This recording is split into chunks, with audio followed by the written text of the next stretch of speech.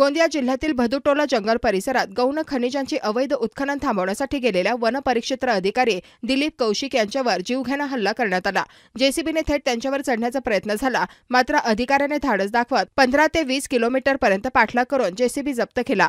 चालक दिनेश महारवाडे आणि मालक कृष्णा फुंडे यांच्या विरुद्ध वन अधिनियम आणि शासकीय कामात अडथळा या अंतर्गत गुन्हा दाखल करण्यात आला आहे। दोघेही सध्या फरार असून शोध सुरू आहे। या घटनेमुळे प्रामाणिक अधिकाऱ्यांच्या सुरक्षिततेचा गंभीर प्रश्न उपस्थित झाला आहे। आम्हाला बातमी मिळालेली होती रात्र 2 वाजता की वन विभागाच्या जंगलातून झाडं तोडून आणि साफसफाई करून मुरुम खोदकाम करून ते वाहतूक करत आहेत। त्यामुळे मी काही कर्मचारी घेऊन तिथे मोक्यावर गेलो। मोक्यावर गेल्यानंतर तिथून मुरुम भरलेली 2 ट्रॅक्टर होती, ती ट्रॅक्टर पडून गेली आणि जी जेसीबी होती, जेसीबी मशीनने जे खोदकाम चालू होतं ते तिथे होती। आम्ही तिथे गेल्यानंतर त्यांना थांबवलं आणि हे वन विभागाची जागा आहे, इथे खोदकाम करू नका असं सूचित केलं आणि त्याच्याकडनं त्यांना गाडी थांबवून विचारपूस करत होतो।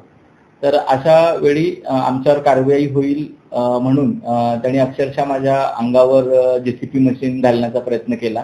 त्यानंतर मी जेसीबी थांबवण्यासाठी पुढे गेलो असता ते सरळ मला ओढत जवळपास 50 मीटरपर्यंत ओढत घेऊन गेले। मी तिथून उडी मारली जेसीबी मशीन मधून आणि मी वाचलो।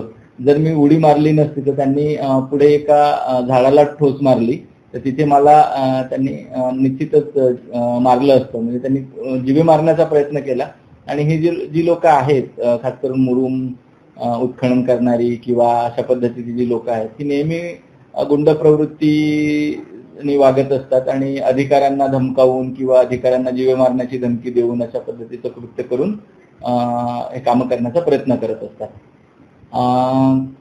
ती गाडी पळवून नेत होते, परंतु आम्ही त्यांचा पाठलाग केला। जवळपास 15-20 किलोमीटर पर्यंत रात्र पाठलाग केला आणि ती जेसीबी पकडली।